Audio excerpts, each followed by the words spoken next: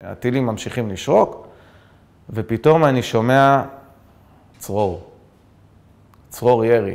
ומיד קפצתי מהספה ואמרתי, הסתובבתי ואמרתי, חבר'ה, יש מחבלים בשדרות. יש מחבלים בשדרות. אני שומע צרורות של ירי. ואז גיסי גם כן פותח את הטלפון, ופתאום אנחנו רואים סרטון, מתחילים לזרום סרטונים מהתחנת משטרה. גיסי היה חמוש באקדח, אז הוא היה הנשק היחיד בבית, והוא עוד לא הבין את גודל האירועים, הוא התחיל ככה, הוא טיפה איבד עשתונות באופן די צפוי, כלומר, הוא אמר לעצמו, אני הולך לשם, זה ההורים שלי, זה... אז אני עצרתי אותו ואמרתי לו, תשמע, אני יודע שזה ההורים שלך, אנחנו פה 15 איש, יש לך פה אישה, יש לך פה תינוקת, בת ממש מספר חודשים, חודשיים, 3, אתה נשאר. אתה לא יכול ללכת. אין לך אפשרות, אנחנו צריכים אותך פה. פתאום אנחנו רואים איזה חרך של תריס שבור שיש בבית, בסלון של המטבח, אדם שלבוש מדים שלא הצלחנו לזהות, אולי מדי צה"ל, אולי לא, אני לא יודע, אבל היה לו כובע ולא קסדה. הוא מסתובב עם נשק, והוא שורק, והוא מסתובב לבד. והבן אדם נעמד והופך את העמדת בזק של הבית שלנו, כלומר, אני אומר לך משהו כמו 3.5 מטרים מהחלון של המטבח, זה הכל 4 מטרים. לעמדת ירי, כלומר, הנשק עליו והעמדה היא כמו זיג, כמו מחבוא, והוא שורק ומחכה, אולי הוא מחכה שמישהו יעבור, אולי... אנחנו פשוט לא נשמנו. אני חושב שההחלטה שלנו לכבות המזגנים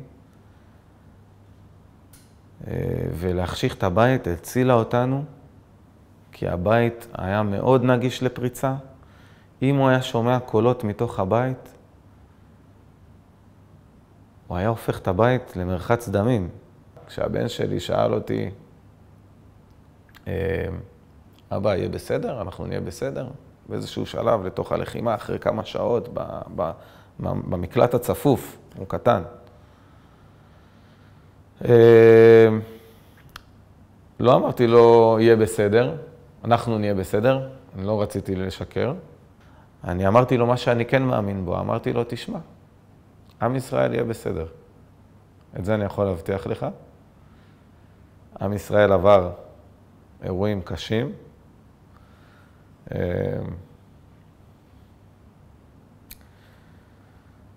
ההיסטוריה שלנו היא לא פשוטה, ושרדנו.